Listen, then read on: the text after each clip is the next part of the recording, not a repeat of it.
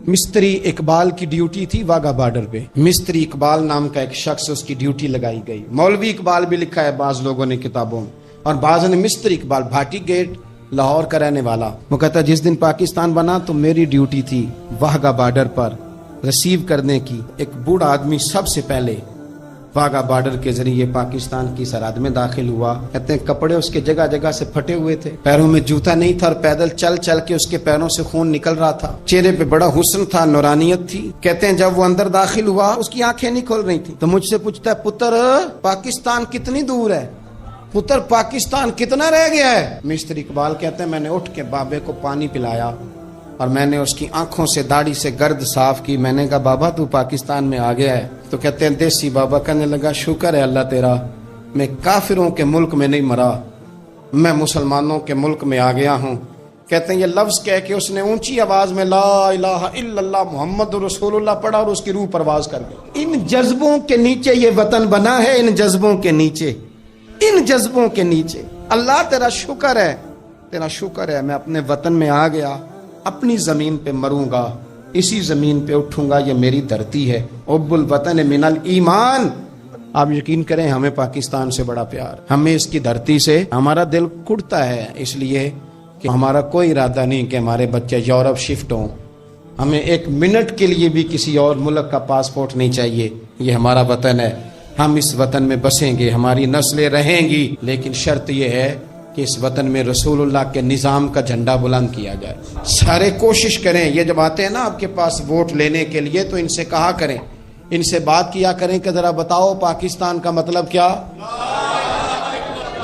یہ کوئی سیاسی جماعت اب نعرہ لگاتی ہے، کچھ کہتے ہیں ہم کرپشن جو ہے وہ پکڑیں گے، اور کوئی کہتے ہیں جی ہم فلانی شے بچائیں گے. یہ نعرہ کیوں نہیں لگاتے؟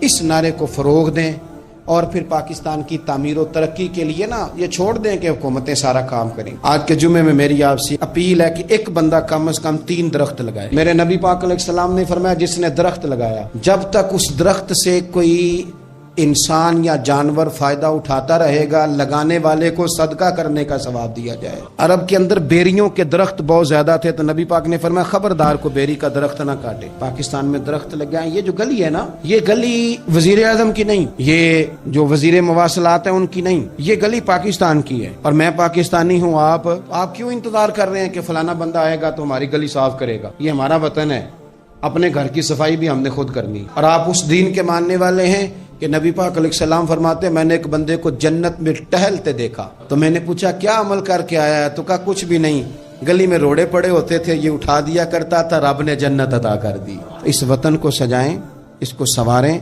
بچوں کو پڑھانے میں محنت کریں. اگر میرا نالائق بچہ نہیں نہ پڑھ رہا تو میں دیکھوں کہ جو لائق بچہ پانی بیچتا ہے نا بس کے پیچھے، اس کا خرچہ اٹھا لوں، وہ پڑھ جائے. یہ جو 10-15 ہزار آپ کسی کی مدد کرتے ہیں، اس سے بندے بھکاری بنتے ہیں. مانگنے کا رواج فروغ پاتا ہے. یہ دیں میں منع نہیں کرتا، لیکن اصل کام یہ ہے کہ اس بندے کو بھکاری نہ بنائیں، اسے کاروباری بنائیں، اسے محنت سکھائیں تاکہ وہ کچھ کرنے لگ جائے. اچھی طرح سمجھ لیں کہ پاکستان اسلام کے اور کلمے کی بنیاد پر بنایا گیا. ہمارے ہاں لوگ کہتے ہیں جی فلانا بندہ مذہب کا کارڈ استعمال کر رہا ہے. سن لو، قائد اعظم محمد علی جناح نے پاکستان بنانے کے لیے مذہب کا کارڈ استعمال کیا. ابھی آپ نے نعرہ لگایا نا پاکستان کا مطلب کیا، تو یہ مذہب کا کارڈ نہیں، مذہب کا کارڈ استعمال کیا تو پاکستان بنا. اب تو نہیں مجھے پتا، مجھے زیادہ موقع نہیں ملتا. جب صرف ہم پاکستان ٹیلی ویژن ہی دیکھتے تھے نا، پی ٹی وی، تو جب 14 اگست قریب آتا تھا تو قائد اعظم کے چھوٹے چھوٹے کال ٹی وی پہ آتے تھے، اور وہی کتابوں میں بھی درج ہیں. بالکل پاکستان ٹیلی ویژن میں نشر کرتا تھا. پشاور یونیورسٹی میں پاکستان بننے سے چند سال پہلے، 2-3 سال پہلے قائد اعظم کا خطاب ہوا. نوجوانوں نے پوچھا پہلا سوال، بس 2 سوال 2 جواب سن لیں. جتنے مصنفین آئے قائد اعظم پہ لکھنے والے، یہ سب نے لکھا ہے. طالب علموں نے پوچھا محمد علی جناح سے کہ سر آپ یہ بتلائیے پاکستان کب بنے گا؟ تو قائد اعظم کہنے لگے یہ تو اس دن بن گیا تھا جس دن پہلا ہندو کلمہ پڑھ کے مسلمان ہوا تھا. تو بنا ہوا ہے، اب تو صرف ہم نے حد بندی کرنی ہے. پاکستان تو بنا ہوا ہے، جس دن پہلے بندے نے کلمہ پڑھا تھا بن گیا تھا. اس نے فوراً دوسرا سوال کیا، اس نے کہا یہ بتلائیے دستور، منشور، آئین، پالیسی، फॉरेन पॉलिसी, खारजा पॉलिसी, दाखिला पॉलिसी, ये कौन सी पाकिस्तान में आप नाफिज करेंगे? तो कायदे आज़म कहने लगे ये आपने अजीब बच्चों वाला सवाल पूछा है, दस्तूर, मंशूर, पॉलिसी, खारजा, दाखिला, इसका क्या मतलब हुआ? कहने लगे हमने कोई पॉलिसी नहीं बनानी, पॉलिसी तो हमें मदीने वाले रसूल ने बना के दे दी है, हमने तो बस वो नाफिज करनी है। लेकिन यहाँ पता नहीं लोग कहाँ सो गए, उनकी जिंदगी ने वफा नहीं की, वो चले गए। यहाँ आज ब्यूरोक्रेट को खतरा है कि दीन नाफिज ना हो जाए, ताजर को खतरा है कि दीन नाफिज ना हो जाए, इतनी दौलतों का हिसाब देना पड़ेगा। यहाँ बहुत सारे वडेरों को, जागीरदारों को खतरा है कि दीन नाफिज ना हो जाए, चलो मुझे क्या लेने दो। बड़ी बड़ी गद्दी वालों को खतरा है कि कहीं दीन ना नाफिज हो जाए, पीरों को खतरा है, मौलवियों को खतरा है, ये नाफिज हो गया तो मेरी पुजारों का भी मुझे हिसाब देना पड़ेगा। इंशराह सदर ही नहीं, हम मुखलिस ही नहीं इस काज के साथ। मैं बड़ी खुले दिल के साथ बात करता हूं कि अगर ये सारे गद्दियों वाले भी जो बहुत सारे असेंबलियों में बैठे होते हैं और अपने अपने लीडरों की तारीफें कर रहे होते हैं, तुम बुजुर्गों की औलाद हो, तुमने बुजुर्गों के नाम पर वोट लिए, इज्जतें पाई, और आके सियासी लोगों की तारीफ करते हो, इससे आधी तारीफें भी तुम मदीने वाले रसूल की करते तो तुम्हारी दुनिया भी बन जाती और आखिरत भी बन जाती। तुमने पैदाइश कहाँ की, खाया किसका और तुमने निभाया किसके साथ, इस कदर देरोंगी। तो पाकिस्तान निज़ाम मुस्तफ़ा सल्लल्लाहु अलैहि वसल्लम के लिए बना है, इसमें दीन नाफिज होगा जब इसके अंदर हुजूर का बनाया हुआ कानून लागू होगा, जब इसके अंदर वो सजाएं जो नबी पाक ने बयान की वो नाफिज होंगी। आप देखें ना, हुजूर ने फरमाया था कि मैं वो निज़ाम लेके आऊंगा कि एक औरत मकाम हिरा, बहुत दूर था मक्के से, फरमाया एक बीबी अकेली मकाम हिरा से चलेगी और वो मक्के आएगी, मदीने आएगी, उसे किसी का डर नहीं होगा, अकेली चलेगी। हम तो अपनी जवान बच्ची अपने मोहल्ले की गली में रात को अकेली नहीं भेज सकते, हालांकि बड़े कैमरे, बड़ी खुफिया एजेंसियां, बड़े इदारे, लेकिन मेरे रसूल पाक बज़ाहिर कोई कैमरा नहीं, कोई खुफिया इदारा नहीं। फरमाया मैं वो निजाम लाऊंगा, मकाम हिरा से औरत अकेली चलेगी और मदीने आएगी, सिवाय अल्लाह के किसी का खतरा नहीं होगा। जनाब अबू हुरैरा कहते मैंने सुन लिया था, मैं मुंतजिर था कि वो वक्त आए। फिर जनाब उमर का जमाना, एक बीबी आई, वो ऊंट पे बैठी है और अपनी गोद में उसने गठड़ी कपड़ों की रखी है। फरमाते हैं जब मस्जिद नबी के बाहर उसने ऊंट बिठाया, मैं नहीं कोई और बात कर रहा था, पूछा कहाँ से आई हो, कहने लगी मकाम हिरा से। अकेली आई हो कि कोई साथ था, कहने लगी अकेली थी। का किसी ने कुछ कहा तो नहीं, कहने लगी कुर्बान जाऊं मदीने वाले नबी के निजाम पर।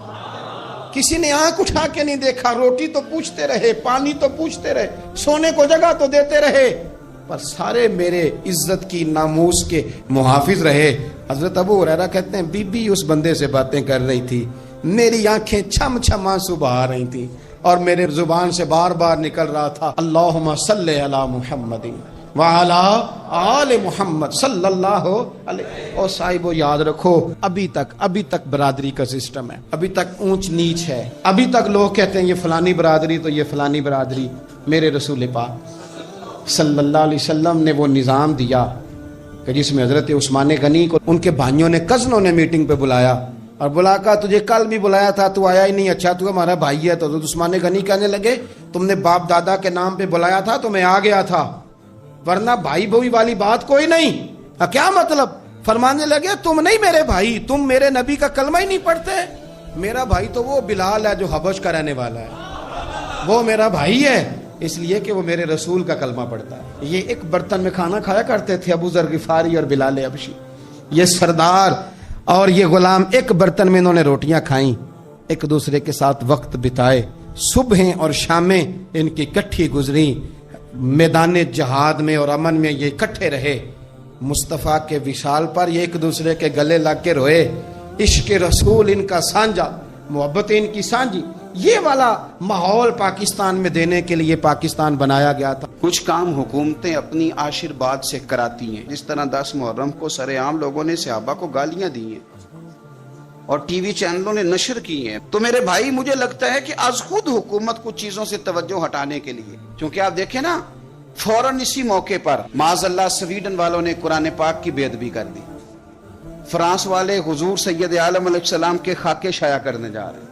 यानी पाकिस्तान में इनको यहाँ लड़ा दो और वहां जो मर्जी करो, तुम्हारी ये साजिश कामयाब नहीं होगी। पाकिस्तान से इंशाअल्लाह नारे रिसालत बुलंद होगा और नबी पाक के सारे दुश्मन कामते चले जाएंगे और किसी को हुजूर की, कुरान पाक की, किसी चीज की बेअदबी करने की इजाजत نہیں دی جائے گی۔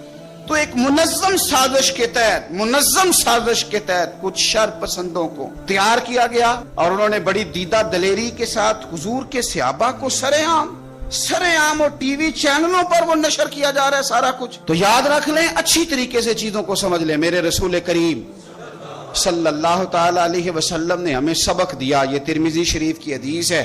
میرے پیارے حبیب علیہ السلام نے فرمایا، میرے صحابہ کرام کے بارے میں اللہ سے ڈرنا۔ ہائے ہائے، اب لفظوں کا درد محسوس کریں۔ حضور فرمانے لگے، میرے صحابہ کے بارے میں اللہ سے ڈرنا، میرے بعد انہیں اپنے کلام کا نشانہ نہ بنانا۔ فرمایا، جس نے ان سے محبت کی میری وجہ سے محبت کی۔ اور سید عالم صلی اللہ علیہ وسلم فرماتے ہیں، جس نے ان سے بغض رکھا میری وجہ سے بغض رکھا۔ صحابہ جو میرے ہیں، تو کوئی پیار کرے گا تو میرے سمجھ کے کرے گا، اور جس نے بغض رکھا میری وجہ سے رکھا۔ اور فرمایا، جس نے ان کو تکلیف دی اس نے مجھے تکلیف دی۔ یہ میں حدیث پڑھ رہا ہوں۔ اور فرمایا، جس بندے نے مجھے تکلیف دی اس نے میرے رب کو تکلیف دی، اور جس نے میرے رب کو تکلیف دی میرا رب اسے بڑی جلدی پکڑ لے گا۔ ظالموں، تم کیا سمجھتے ہو رسول کریم سید عالم صلی اللہ علیہ وسلم کو ان حالات کی خبر نہیں تھی؟ حضور نے خود بیان کیا، ہم نے کیا کرنا ہے یہ بھی حضور نے ہمیں بتلایا۔ ترمذی شریف، یہ میرے سامنے کتاب رکھی ہوئی ہے، حضرت سیدنا ابو ہریرہ رضی اللہ تعالیٰ عنہ حدیث کے راوی، نبی پاک صلی اللہ تعالیٰ علیہ وسلم نے بتا دیا ہمیں کہ جب لوگ میرے صحابہ کو گالیاں دیں گے تو وہ شر پھیلائیں گے۔ حضور نے ہمیں بتلا دیا، سمجھا دیا۔ فرمایا، جب تم ان لوگوں کو دیکھو جو میرے صحابہ کو گالیاں دیتے ہیں، فَقُولُوا لَعْنَةُ اللَّهِ عَلَى شَرِّكُمْ، فرمایا کہہ دیا کرو کہ تمہارے شر پر اللہ کی لعنت ہو۔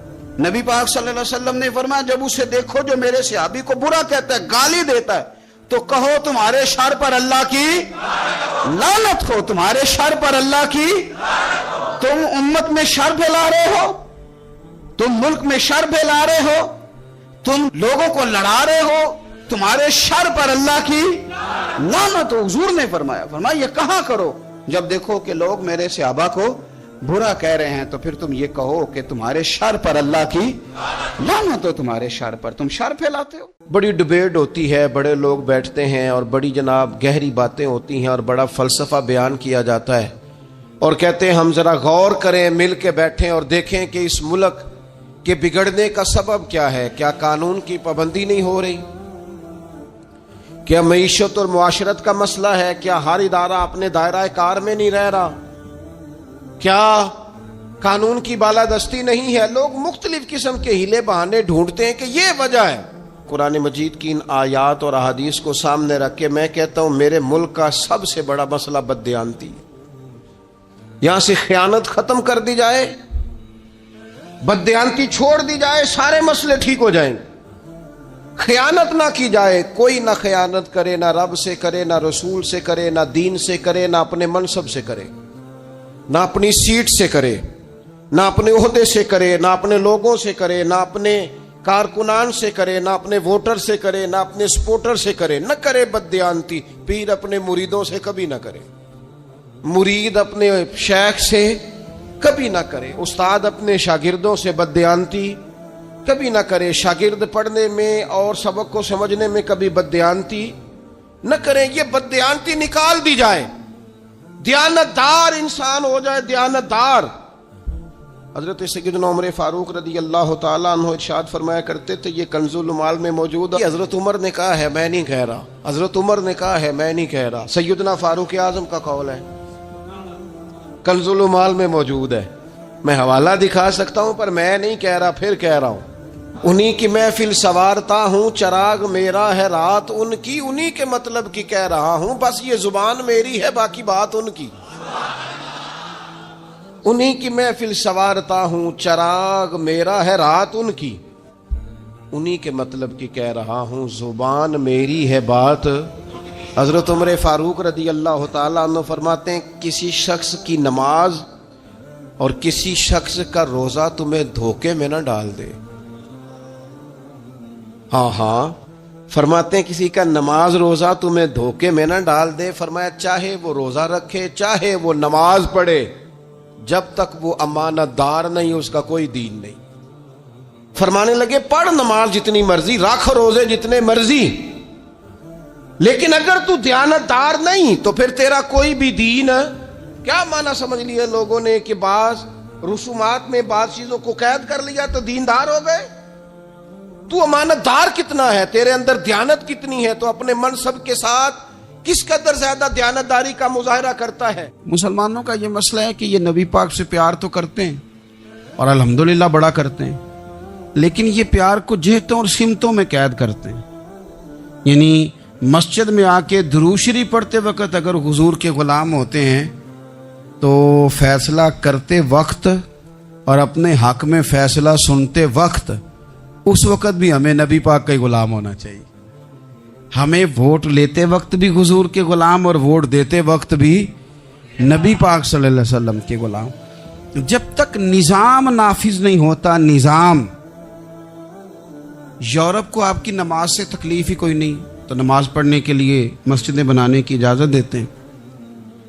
قرآن پاک جتنا مرضی آپ وہاں پڑھیں وہ اجازت دیتے ہیں.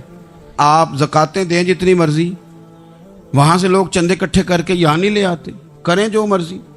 ان کو آپ کی نہ نماز سے پریشانی ہے، نہ مسئلہ زکوٰۃ سے پریشانی ہے، نہ صوم و صلات سے مسئلہ ہے. ان کو تو مسئلہ یہ ہے کہ کچہری میں کہیں نبی پاک کا دین نہ آ جائے. ان کو تو مسئلہ یہ ہے کہ کہیں پارلیمنٹ میں حضور کا دین نہ آ جائے. دو قومی نظریے کیا ہیں اور نظریہ پاکستان کیا ہے جس کی بنیاد پر پاکستان بنا؟ بڑے ٹھنڈے دل سے میری بات کو سمجھیے گا. پاکستان اگر اچھی سڑکوں کے لیے، ترقی کرنے کے لیے بنا تھا تو یہ ترقی ہندوستان میں رہ کے بھی ہو سکتی تھی. انڈیا والے کہتے ہیں کہ ہم نے ترقی نہیں کرنی، کچی سڑکوں پہ چلنا ہے، ہم نے ٹیکنالوجی نہیں بنی. یہ کام وہاں بھی ہو سکتا تھا.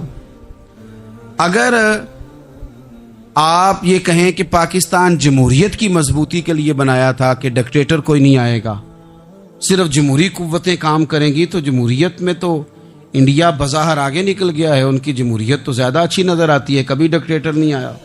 آپ نے پاکستان کیوں بنایا؟ اگر آپ نے یہی کام کرنے تھے، فحاشی اور یانی اور جو مرضی جس کے من میں آئے کرے، اور کوئی فرق نہ ہو یہاں کے اور وہاں کے کلچر میں، رشوت خوری، بھتہ خوری اور ناجائز فروشی، سارے کام اگر ہونے تھے تو یہ کام وہاں بھی ہوتے ہیں. پاکستان کیوں بنا؟ کیوں اتنی ساری 40,000 لوگوں نے اپنی جانوں کی قربانیاں دیں؟ دنیا کی سب سے بڑی ہجرت ہوئی ہے، سب سے بڑی، جب پاکستان بنا. یہ سب سے بڑی ہجرت تھی، اتنی بڑی ہجرت ہی کبھی نہیں ہوئی. کیوں اتنا کچھ ہوا؟ وہ اس لیے ہوا کہ ہمیں بتایا گیا تھا کہ وہاں نہ سوشلزم، نہ وہاں خالی جمہوریت کا راگ الاپا جائے گا، بلکہ ایک بلند نعرہ لگایا گیا تھا. نعرہ کیا تھا؟ پاکستان کا مطلب کیا؟ پاکستان کا مطلب کیا؟ لا الہ الا اللہ محمد رسول اللہ صلی اللہ علیہ. یہ عنوان بنایا گیا. غریب آدمی کو بتایا گیا کہ جب پاکستان بنے گا تو وہاں حضور کا نظام نافذ ہوگا، جاگیردار کی اور غریب کی تفریق ختم ہوگی. جس طرح امیر کے بچے کو کالج میں داخلہ ملے گا، غریب کے بچے کو بھی ملے گا. وہاں بتایا گیا کہ لوگ وہاں ہر لحاظ سے اپنے آپ کو برابر سمجھیں گے. وہاں وہی بات ہوگی جو جناب صدیق اکبر کرتے تھے، وہاں وہی جملے دہرائے جائیں گے جو حضرت عمر فرماتے تھے. وہاں اسی طرح غریب پر سخاوت کی جائے گی، اسے دیا جائے گا جس طرح حضرت عثمان غنی کرتے تھے. وہاں اسی طرح فقر کا دور دورہ ہوگا، سادگی کا حسن ہوگا، اپنائیت کا نور ہوگا جو مولا علی شیر خدا نے عطا فرمایا تھا. اس سوچ کی بنیاد پر پاکستان بنایا گیا، اس سوچ کی بنیاد پر، اور اسی سوچ کو آگے لے کر کے جایا گیا. کوئی سیاسی پارٹی اب یہ بات نہیں کرتی. دو قومی نظریے کا معنی یہ تھا کہ ہندو الگ قوم ہے، مسلمان ایک الگ قوم ہے، ان کا رہنا سہنا، اٹھنا بیٹھنا، کھانا پینا الگ ہے. ہمارا اٹھنا بیٹھنا، کھانا پینا، سارے معاملات الگ ہیں، تہذیب و تمدن الگ ہے. لہذا ہمیں الگ سے خطہ چاہیے جہاں ہم اسلامی نظریات کے مطابق آزاد ہو کے اپنا وقت گزار سکیں. اس دو قومی نظریے کی بنیاد پر، دو قومی پہلے تو علامہ اقبال اس کے قائل نہیں تھے. علامہ اقبال کا پہلے خیال یہ تھا کہ سارے جہاں سے اچھا ہندوستان ہمارا، یہ اقبال نے لکھا تھا. پھر اقبال کہتے ہیں میری سوچ بدلی، اور پھر میں نے کہا کہ نہیں، खित्तों के जोर पे नहीं, आप रंग नस्ल के जोर पे नहीं, बल्कि कहने लगे कि अपनी मिल्लत पर कयास अक़वाम मगरिब से न कर, खास है तरकीब में कौमे रसूल हाशमी। आप जो तकसीम करेंगे, ये जो तकसीम हुई है ना अरब की, ये मजहब की बुनियाद पे नहीं हुई। ये तो उनकी जाती लड़ाइयाँ थी, छोटा सा दुबई बन गया, छोटा सा मस्कत, छोटा सा अबू धाबी, ये तो उनकी जाती लड़ाइयाँ थी, कबीलों की लड़ाइयाँ थी, जंगें थी, छोटे छोटे मुल्क अलग से तकसीम हो गए। ये मजहब की बुनियाद पे ऐसा नहीं हुआ। दुनिया में जितनी रियासतें टूट कर बड़ी रियासतों से अलग हुई, तो उसमें यह था कि हमारी कौम अलग है, हम सरदार अलहदा से हैं, इसलिए हम अलहदगी पसंद हैं। दुनिया के अंदर दो ही वतन हैं जो दीन के नाम पे बने, दो ही स्टेट हैं जो इस्लाम के नाम पर वजूद में आई। पहली मदीना मुनव्वरा है और दूसरी पाकिस्तान है। खालिस मजहब के नाम पर ये दो रियासतें वजूद में हैं, एक मदीना तैयबा और दूसरा पाकिस्तान। पाकिस्तान का मतलब क्या? ला इलाहा इल्लल्लाह मुहम्मदुर रसूलुल्लाह सल्लल्लाहु अलैहि वसल्लम। इस बुनियाद पर इस वतन को, खित्ते को हासिल किया गया, यही नारा लगाया गया। दुनिया के अंदर दो ही वतन हैं जो दीन के नाम पे बने, दो ही स्टेट हैं जो इस्लाम के नाम पर वजूद में आई। पहली मदीना मुनव्वरा है और दूसरी पाकिस्तान है। खालिस मजहब के नाम पर ये दो रियासतें वजूद में हैं, एक मदीना तैयबा और दूसरा पाकिस्तान। पाकिस्तान का मतलब क्या? ला इलाहा इल्लल्लाह मुहम्मदुर रसूलुल्लाह सल्लल्लाहु अलैहि वसल्लम। मुसलमानों का ये मसला है कि ये नबी पाक से प्यार तो करते हैं और अल्हम्दुलिल्लाह बड़ा करते हैं, लेकिन ये प्यार को जेहतों और सिमतों में कैद करते हैं। यानी मस्जिद में आके दुरूद शरीफ पढ़ते वक्त अगर हुजूर के गुलाम होते हैं तो फैसला करते वक्त और अपने हक में फैसला सुनते वक्त, उस वक्त भी हमें नबी पाक का गुलाम होना चाहिए। हमें वोट लेते वक्त भी हुजूर के गुलाम और वोट देते वक्त भी नबी पाक सल्लल्लाहु अलैहि वसल्लम के गुलाम। जब तक निज़ाम नाफिज नहीं होता, निज़ाम, यूरोप को आपकी नमाज से तकलीफ ही कोई नहीं, तो नमाज पढ़ने के लिए मस्जिदें बनाने की इजाज़त देते हैं। कुरान पाक जितना मर्जी आप वहाँ पढ़े वो इजाज़त देते हैं। आप ज़कातें दें जितनी मर्जी, वहाँ से लोग चंदे इकट्ठे करके यहाँ नहीं ले आते, करें जो मर्जी। उनको आपकी ना नमाज से परेशानी है, ना मसला ज़कात से परेशानी है, ना सोमो सलात से मसला है। उनको तो मसला यह है कि कचहरी में कहीं नबी पाक का दीन ना आ जाए। उनको तो मसला यह है कि कहीं पार्लियामेंट में हुजूर का दीन ना आ जाए। दो कौमी नजरिए क्या हैं और नजरिया पाकिस्तान क्या है जिसकी बुनियाद पर पाकिस्तान बना? बड़े ठंडे दिल से मेरी बात को समझिएगा। पाकिस्तान अगर अच्छी सड़कों के लिए, तरक्की करने के लिए बना था तो ये तरक्की हिंदुस्तान में रह के भी हो सकती थी। इंडिया वाले कहते हैं कि हमने तरक्की नहीं करनी, कच्ची सड़कों पे चलना है, हमने टेक्नोलॉजी नहीं बनी, ये काम वहाँ भी हो सकता था।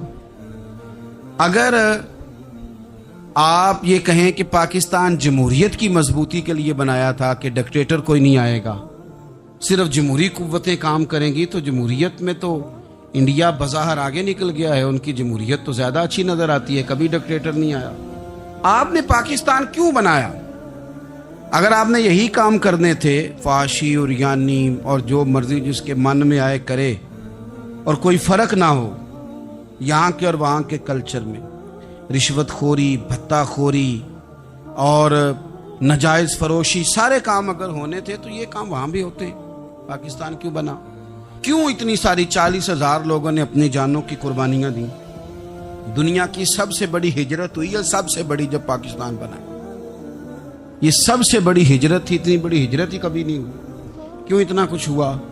वो इसलिए हुआ कि हमें बताया गया था कि वहाँ ना सोशलिज्म, ना वहाँ खाली जमहूरियत का राग अलापा जाएगा, बल्कि एक बुलंद नारा लगाया गया था। नारा क्या था? पाकिस्तान का मतलब क्या? पाकिस्तान का मतलब क्या? ला इलाहा इल्लल्लाह मुहम्मदुर रसूलुल्लाह सल्लल्लाहु अलैहि। ये उन्वान बनाया गया। गरीब आदमी को बताया गया कि जब पाकिस्तान बनेगा तो वहाँ हुजूर का निज़ाम नाफिज होगा, जागीरदार की और गरीब की तफरीक ख़त्म होगी। जिस तरह अमीर के बच्चे को कॉलेज में दाखिला मिलेगा, गरीब के बच्चे को भी मिलेगा।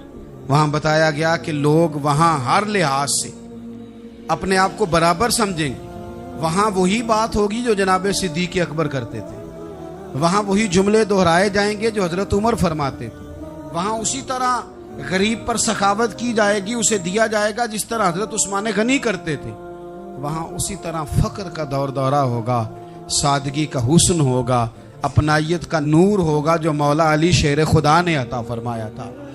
اس سوچ کی بنیاد پر پاکستان بنایا گیا، اس سوچ کی بنیاد پر، اور اسی سوچ کو آگے لے کر کے جایا گیا۔ کوئی سیاسی پارٹی اب یہ بات نہیں کرتی۔ دو قومی نظریے کا معنی یہ تھا کہ ہندو الگ قوم ہے، مسلمان ایک الگ قوم ہے، ان کا رہنا سہنا، اٹھنا بیٹھنا، کھانا پینا الگ ہے، ہمارا اٹھنا بیٹھنا، کھانا پینا، سارے معاملات الگ ہیں، تہذیب و تمدن الگ ہے، لہذا ہمیں الگ سے خطہ چاہیے جہاں ہم اسلامی نظریات کے مطابق آزاد ہو کے اپنا وقت گزار سکیں۔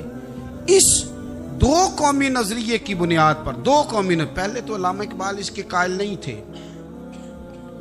علامہ اقبال کا پہلے خیال یہ تھا کہ سارے جہاں سے اچھا ہندوستان ہمارا، یہ اقبال نے لکھا تھا۔ پھر اقبال کہتے ہیں میری سوچ بدلی، اور پھر میں نے کہا کہ نہیں، خطوں کے زور پہ نہیں، آپ رنگ نسل کے زور پہ نہیں، بلکہ کہنے لگے کہ اپنی ملت پر قیاس اقوام مغرب سے نہ کر، خاص ہے ترکیب میں قوم رسول ہاشم۔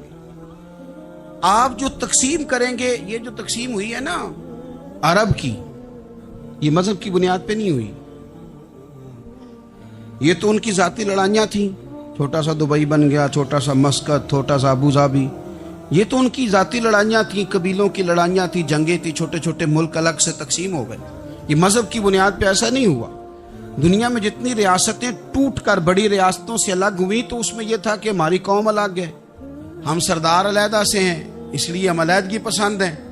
دنیا کے اندر دو ہی وطن ہیں جو دین کے نام پہ بنے، دو ہی اسٹیٹ ہیں جو اسلام کے نام پر وجود میں آئیں، پہلی مدینہ منورہ ہے اور دوسری پاکستان ہے۔ خالص مذہب کے نام پر یہ دو ریاستیں وجود میں ہیں، ایک مدینہ طیبہ اور دوسرا پاکستان۔ پاکستان کا مطلب کیا؟ یہ اس وطن کی ضرورت ہے، یہ قربانیوں کا مسکن ہے، نا امیدی کسی بات کی نہیں ہے، پریشانی کسی بات کی نہیں ہے، کوئی ایسا نہیں ہے کہ معاملات حل نہیں ہو سکتے۔ بڑے بڑے محنتی جوان موجود ہیں، جد و جہد کرنے والے لوگ موجود ہیں، عوام کے اندر بڑا درد ہے، بڑا شوق ہے، بڑا جذبہ ہے۔ نا امید نہیں اقبال اپنی کشت ویراں سے، ذرا سی نم ہو تو مٹی بڑی زرخیز ایسا کی، روشنی پھیلے گی، اور انشاءاللہ تعالی ہم اپنی آنکھوں سے دیکھیں گے کہ ایک صبح اس ملک میں ایسی طلوع ہوگی کہ نظام قرآن و سنت کا چلے گا، باتیں مدینے والے رسول کی ہوں گی، نعرے حضرت ابو بکر صدیق کے لگیں گے، اور پیغام فاروق اعظم کا گونجے گا، اور لوگ فیض حضرت عثمان غنی سے پائیں گے، اور پھر یہ ملک للکارے گا تو اس للکار کے اندر قوت حیدری نظر آئے گی۔ تو ایک صرف آج کے جمعے میں آپ سے اپیل کرنی ہے، سارا دن اپنے بچوں کے لیے روزی کمائیں، محنت کریں، صرف دن میں نہ 5 منٹ کوئی کام اپنے ملک کے لیے بھی کریں، اپنی گلی ٹھیک کرنے کے لیے کریں، کسی درخت کو سجانے کے لیے کریں، کوئی ایک کام دن میں ملک کے لیے، دین کے لیے ضرور کریں، ملت کے لیے ضرور ایک کام ضرور اپنے ذہن میں اس بات کو بٹھائیں۔ یہ ایک ایک کام ہم نے کرنا شروع کر دیا تو انشاءاللہ لاکھوں کام روز ہونے شروع ہو جائیں گے۔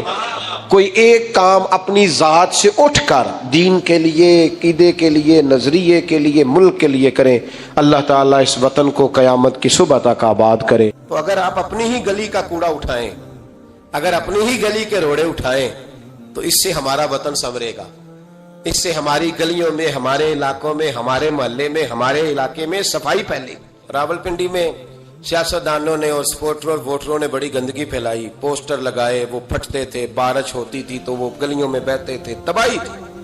تو اخبار پہ سارا وہ ان بچوں کا وہ طریقہ آیا، انہوں نے کیا کیا کہ 15-20 بچوں نے مل کے پروگرام بنایا کہ گانے ڈالنے والے تو ڈال کے چلے گئے۔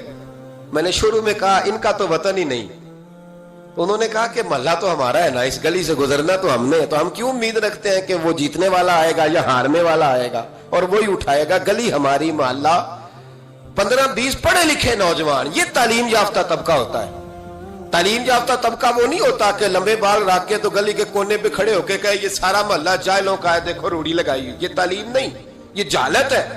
تعلیم یافتہ وہ ہوتا ہے جو آگے بڑھ کے دابڑا لے کر کئی اٹھا کر کدال پکڑ کر وہ کوڑا اٹھائے. وہ تعلیم یافتہ بندہ ہوتا ہے جو وطن کی تعمیر میں اپنا حصہ ڈالے. ان نوجوانوں نے کام کیا، اسی وطن کے رہنے والے، اسی وطن کے باسی. وہ کہتے ہیں ہم 15 نکلے تھے، پھر سارا وطن اٹھا اور ڈھیروں اور ہزاروں علاقوں کے لوگوں نے ان کی تقلید کی. تو پہلا کام یہ کریں کہ وطن سے پیار کریں. دوسرا کام یہ کریں کہ اس کی صفائی میں اپنا حصہ ڈالیں. ہم کیوں انتظار کرتے ہیں کوئی گرانٹ آئے گی؟ میری ذاتی رائے یہ ہے، میری ذاتی رائے کہ جتنے گلی میں مکان ہوتے ہیں نا، سب کے گھروں کے اندر سہولیات ہوتی ہیں، وہ سارے اگر ملیں تو میرا خیال ہے ان کی اپنی گلی کا نظام صحیح ہو ہی سکتا ہے. تو آؤ مل کے اس وطن کو سنوارنے کی کوشش کریں، اس کی گلیوں پہ محنت کریں، اس کے کھیتوں پہ محنت کریں. اور تیسری بات، اس وطن کو سرسبز و شاداب بنائیں. کیا انداز ہے میرے محبوب کے سمجھانے کا. یہ بخاری کی حدیث ہے. میرے محبوب فرمانے لگے جس نے کوئی ایک درخت لگایا، جس نے کوئی ایک درخت لگایا یا پودا لگایا یا کوئی ایسی چیز لگائی، فرمایا اس سے کوئی انسان نفع اٹھائے یا اس سے کوئی جانور نفع اٹھائے، فرمایا جب تک لوگ نفع اٹھاتے رہیں گے رب لگانے والے کے نامہ اعمال میں نیکیاں درج فرماتا رہے گا. تو ہم کیوں درختوں کو کاٹتے ہیں؟ ہمیں چاہیے نا اس کو سرسبز و شاداب کرنے میں اپنا کردار ادا کریں تاکہ ہمارے وطن میں خوبصورتی پھیلے. ایک مرض بڑی تیزی سے پھیل رہا ہے، ہیپاٹائٹس سی کا مرض ملک میں بڑی تیزی سے پھیل رہا ہے، بڑی تیزی سے. جگر کام کرنا چھوڑ جاتا ہے، معدے کی بیماریاں بڑھتی ہیں، پیٹ کے درجنوں امراض ہے، پیٹ میں پانی پڑ جاتا ہے. ہمارے ایک ملک میں تو ڈائلسس کا نظام بڑا مردہ ہے. اللہ خیر کرے. محکمہ صحت پر اتنا بوجھ ہے لوگوں کا، لیکن لوگ ڈیوٹی نہیں کرتے، کام ہی نہیں کرتے. غصہ ہی بڑا آتا ہے ڈاکٹر حضرات کو. اللہ ماشاءاللہ مریض تکلیف سے کرا رہا ہے لیکن وہ کہہ رہا ہے اب ٹھیک ہے، سرکاری نوکری اسی طرح کی ہوتی ہے، موج کرنی چاہیے. خیر صلی اللہ. بڑی تیزی سے مرض پھیل رہا ہے اور لوگ کمزور ہو رہے ہیں. بڑی مجبوری ہے، لوگ رو رہے ہیں، تڑپ رہے ہیں. اور یہ دکھ وہی سمجھ سکتا ہے جس کا گھر میں کوئی بیمار ہوتا ہے. آؤ نا اس وطن کے لیے کچھ کریں، کوئی ہمت کرے، کوئی جدوجہد کرے، کوئی کوشش کرے. آؤ کچھ کریں اس کے لیے. کیا کریں؟ اس ہیپاٹائٹس سی کی بیماری سے لڑنے کا سب سے پہلا حل ڈاکٹر یہ بتاتے ہیں کہ پانی اگر لوگ صاف پینے لگ جائے، اگر پانی صاف ملنے لگ جائے تو ان بیماریوں میں 90% کنٹرول ہو سکتا ہے. یار صرف صاف پانی، لیبارٹری کے ٹیسٹ کے مطابق جو بڑا مہنگا بور بھی ہے وہ بھی ₹1,00,000 سے نیچے ہے. ایک گلی میں اگر ایک بور ہو جائے ایسا جس کا پانی زبردست ہو، کتنے لوگ ہیں جو بچیں گے؟ کتنے لوگ ہیں جو اس آزمائش سے بچیں گے؟ میں نے مسجد میں وہ بور کرایا، ٹوٹی باہر نکالی. میں ایک دن رات کو 1:30 بجے آیا تو باہر ٹوٹی سے 2-3 لوگ پانی بھر رہے تھے، 2-3 لوگ. تو 1:30-2 بجے رات کے تو میں نیچے اترا تو میں نے کہا خیریت ہے. اچانک میری طبیعت میں یہ خیال آیا کہ کوئی مجبوری ہو گئی ہوگی، اس وقت کوئی مریض نہ ہو. کہنے لگے پانی پینا تھا، گھر میں پانی ختم ہو گیا تھا تو میں بھی دیر سے آیا ہوں، کہیں گیا ہوا تھا، ابھی پہنچا ہوں. تو گھر والوں نے بتایا تو میں نے کہا ٹھہر جاؤ، گھر والا پانی نہیں پینا، میں آپ کو وہ پانی لا کے دیتا ہوں جو لیبارٹری سے ٹیسٹ شدہ ہے. اور 3-4 دفعہ میں نے اس کو بھیج کے ٹیسٹ کرایا. اب سنو اس کی بیس کیا ہے. اس کی بیس کیا ہے؟ ہم تو سمجھتے ہیں نا کل شریف پہ صرف چنے رکھنے چاہیے، ہم سمجھتے ہیں کل شریف پہ پھل آنا چاہیے اور بریانی پکنی چاہیے. ترمذی کی حدیث ہے، حضرت سعد رضی اللہ تعالیٰ عنہ کی اماں انتقال کر گئی. آنکھیں عرض کرنے گے یا رسول اللہ اماں فوت ہو گئی ہے، کچھ کرنا چاہتا ہوں. تو میرے محبوب نے فرمایا مدینے میں میٹھے پانی کے کنویں کوئی نہیں، قلت ہے، تو ایک کنواں کھدوا دے، لوگ پانی پیتے رہیں گے، رب کریم تیری اماں کو قبر میں راحت عطا کرتا رہے گا. حضرت سعد نے کنواں کھدوایا. قربان جاؤں محبوب کی عظمت پہ. میرے رسول پاک نے آج ہمیں صاف پانی پینا مہیا کرنے کے لیے کل 1450 سال پہلے نصیحت کر دی. فرمایا یہ کنواں سعد نے اپنی ماں کے لیے کھدوایا ہے، اس کا نام ہے سعد کی ماں کا کنواں. بیر ام سعد حضور نے اس کا نام رکھا. کتنا کو خرچ آئے گا اگر گلی والے سارے مل کے ایک صاف پانی کا بندوبست کریں، اپنے دوستوں کو، گلی والوں کو، محلے والوں کو اس وطن کی تعمیر میں اپنا کردار ادا کریں. अब क्यों तवक्को रखते हैं साहब के चेयरमैन साहब ही आके करेंगे? वो तो मिले नहीं कभी। जिनकी ड्यूटी थी गली गली घूमने की वो तो कभी आए नहीं। ये आपके चेयरमैन है, आपके एमएनए, आपके एमपीए, ये इतनी बुलंदी अजमत किरदार नहीं रखते कि ये आएंगे। इनके पास कहां वक्त है गलियों में घूमने का? असल लोग तो वो थे कि 24 लाख मुरब्बा मील के हुक्मरान जनाबे उमर फारूक, लेकिन चेहरे पे कपड़ा डाल के सारी रात मदीने की गलियों में घूमते थे, हर दरवाजे का ख्याल रखते थे। पर क्या करें, किसको समझाएं? लोग अपनी मर्जी करते हैं। आज मैं अज़्म नौ की बात कर रहा हूं, मैं पाकिस्तान की तामीर की बात कर रहा हूं।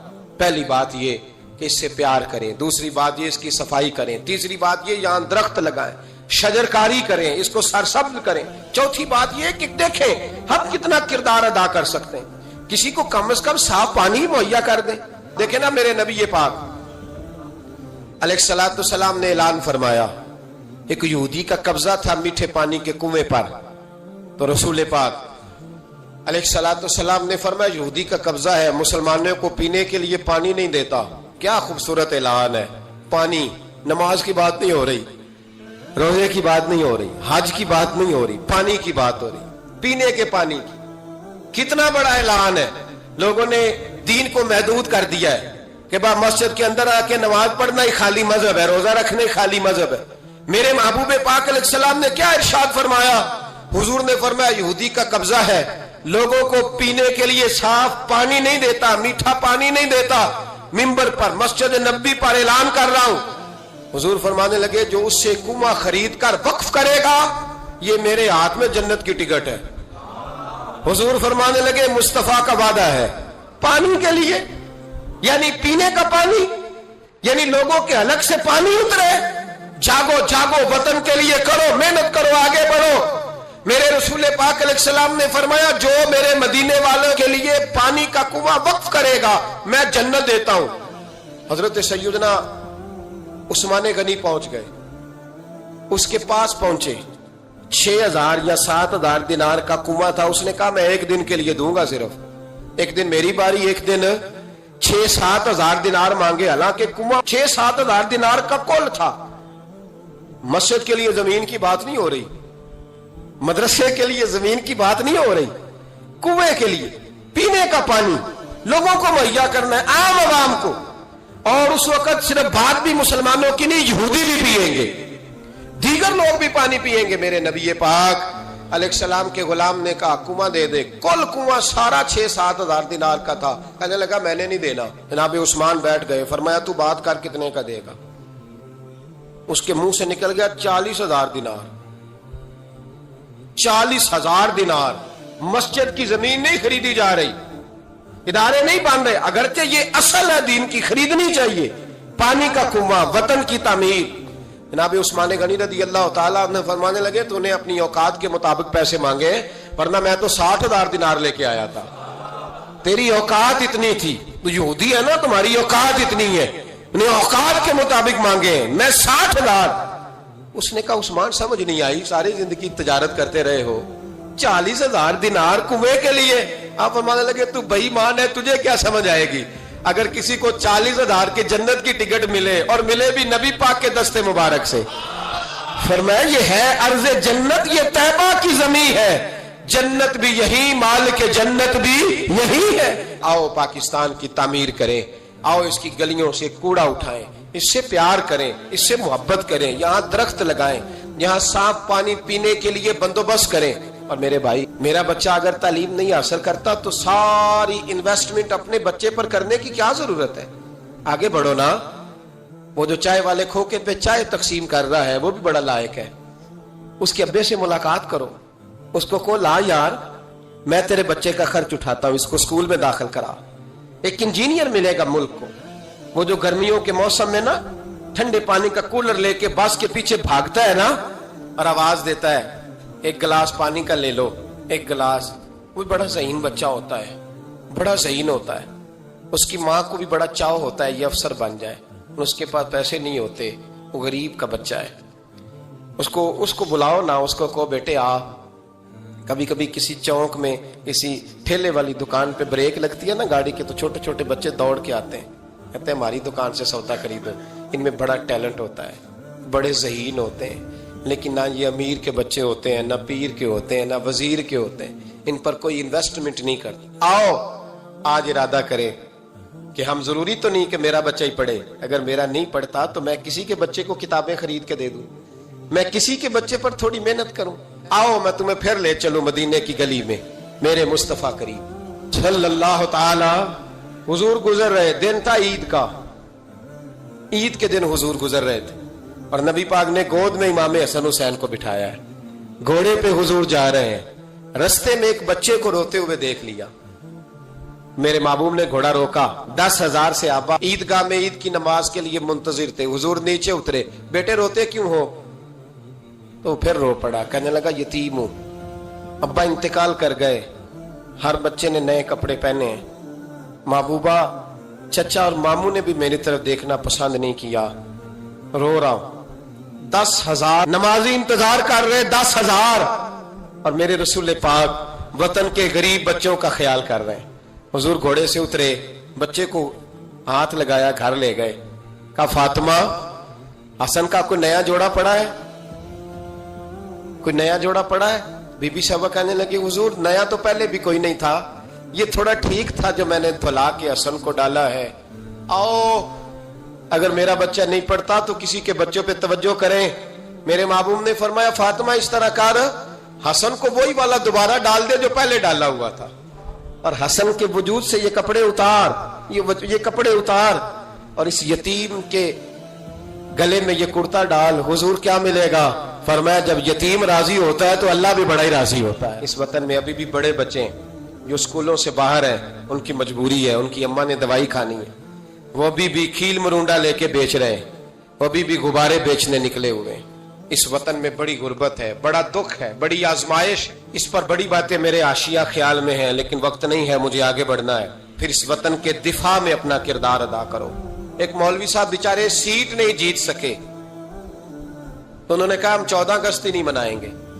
یہ وہ بے ایمانوں کا گروپ ہے جنہوں نے کہا تھا کہ شکر ہے ہم پاکستان بننے کے گناہ میں شریک نہیں ہوئے. کس طرح یہ لوگ پارلیمنٹ میں جاتے ہیں, کس طرح ہمارے نمائندے بن گئے. یہ وہ لوگ ہیں جنہوں نے کہا تھا شکر ہے ہم پاکستان بننے کے گناہ میں شریک ہیں, اور خواجہ قمر الدین سیالوی کو خط لکھا تھا قائد اعظم نے, امیر ملت پیر جماعت علی شاہ صاحب کو خط لکھا تھا قائد اعظم نے کہ اگر اہل سنت کے پیر مدد نہ کرتے تو پاکستان بن ہی نہیں سکتا تھا. ابھی بھی تمہیں ہوش نہیں آئی, ابھی بھی تمہیں نہیں پتا کہ پاکستان کے دوست کون اور دشمن ہے. 14 اگست نہیں منائیں گے, تم اس قابل ہی نہیں ہو کہ تم منا سکو.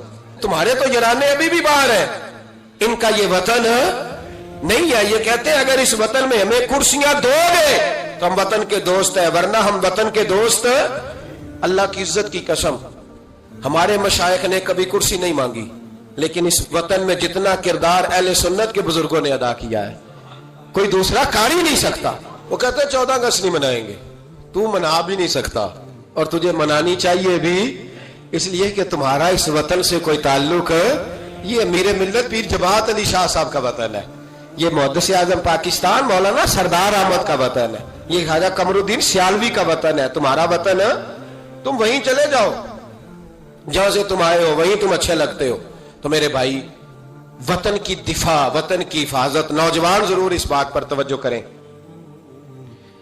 حضرت انس بن مالک رضی اللہ تعالیٰ عنہ فرماتے ہیں مدینے کے کونے سے نا اچانک رات کو زور زور سے چلانے کی آواز آنے لگی. جب رات کو کوئی ایسا دھماکہ ہوتا ہے نا تو لوگ ایک دوسرے کو جگاتے ہیں. کہتے ہیں لوگوں نے ایک دوسرے کو جگایا, اب نوجوان اکٹھے ہو گئے, بزرگ بھی, کہ وہاں سے شور کی آواز آتی ہے, کچھ چیخ رہا, نیزیں, تلواریں اور برچیاں, ہر چیز لوگ سنبھال کے اسلحہ تیار کر کے پروگرام بنانے لگے کہ نوجوان آگے جا کے دیکھتے, بزرگ پیچھے رہتے ہیں, دیکھتے ہیں وہاں کیا ہے, مدینے کی حفاظت کرتے ہیں, کون آ گیا, کیا مسئلہ ہے. کہتے ہیں ہم ابھی پروگرام بنا ہی رہے تھے, آگے بڑھنے ہی لگے تھے کہ ہم نے دیکھا اچانک ہماری نظریں اٹھی. ہم حیران ہو گئے کہ جس طرف ہم جانا چاہ رہے تھے نبی پاک ادھر سے ہو کے واپس آ رہے ہیں, اور اکیلے نبی پاک, ہاتھ میں نیزہ ہے. ہم ابھی جانا چاہ رہے تھے اور حضور ہو کے واپس آ رہے, اور حضور فرمانے لگے چپ کر کے سو جاؤ, کچھ بھی نہیں, جانور لڑ پڑے تھے آپس میں, میں دیکھ آیا ہوں, کچھ بھی نہیں ہے. حضرت انس بن مالک فرماتے ہم غور سے حضور کا چہرہ دیکھنے لگے اور پھر ہمیں سمجھ آئی کہ مصطفیٰ کو اس وطن کی حفاظت کا کتنا خیال ہے. حضور نے ہمیں سکھایا ہے کہ جب وطن پر آفت آئے تو سوچنا نہیں ہے, غور نہیں کرنا, سب سے پہلے آگے بڑھنا ہے, آگے بڑھنا ہے, آگے بڑھ کے وطن کے دفاع کے لیے اپنا پیش کرنا ہے. پاکستان سے پیار کریں, پاکستان کا کوڑا اٹھائیں, پاکستان کی مٹی سے پیار کریں, پاکستان میں درخت لگائیں, پاکستان میں غریبوں کی مدد کریں. جو بچہ محلے کا غریب سکول نہیں جاتا, محلے دار مل کے حفاظت کریں اس بچے کی, اس بچے کو سکول میں داخل کرائیں. بچوں کے اچھے مستقبل کے لیے جدوجہد کریں, صاف پینے کا پانی مہیا کریں. ہمارا وطن ہے, ہمیں اس کو آگے لے کے چلنا ہے. 14 اگست پہ یہ پیغام ہے, یہ میسج ہے کہ تھوڑا تھوڑا کر کے اس وطن کی تعمیر میں اپنا کردار ادا کریں. اس کی گلیوں کو سجائیں سواریں. کبھی سڑک پر ریپر نہ پھینکیں, کبھی شاپر نہ گرائیں, کبھی کسی گندگی سے اس وطن کو آلودہ نہ کریں. میرے عرب کو آئی ٹھنڈی ہوا جہاں سے, میرا وہی وطن ہے, میرا وہی وطن ہے. اقبال کہا کرتے تھے کہ حضور کو یہاں سے ٹھنڈی ہوائیں آئی ہیں. اس وطن کے لیے اپنا کردار ادا کریں. دیکھیں آپ اور میں کیا کر سکتے ہیں, وہ سارا کچھ کریں. میری گزارش ہے کہ کم از کم 5 بچے پڑھانے کا عہد کرے ایک بندہ. ان کا تعلیمی خرچ اٹھا سکیں, تب کتابیں لے کے دے سکیں, تب کوشش کریں کہ 5 بچے کم از کم. ہو سکتا ہے ایسا. اگر ہر پاکستانی 5 بچے پڑھانے کا ارادہ کر لینا تو لاکھوں بچے اسکولوں میں دوبارہ سے چلے جائیں گے. لاکھوں بچے. تھوڑا تھوڑا خیال کرے. اور اگر کوئی وہ کام کرے جو امام اعظم کرتے تھے, غریب کے بچے کو لے آتے تھے اور فرماتے تھے میں تیرے گھر کا خرچہ دوں گا, تو تعلیم حاصل کر. اسی کو وظائف کہا جاتا ہے. یہ کام کریں. میری دعا ہے یہ وطن قیامت کی صبح تک قائم رہے اور اس وطن سے روشنیاں پھوٹتی رہیں. یہ امت مسلمہ کی قیادت کرے. آخر دعوانا ان الحمدللہ رب العالمین.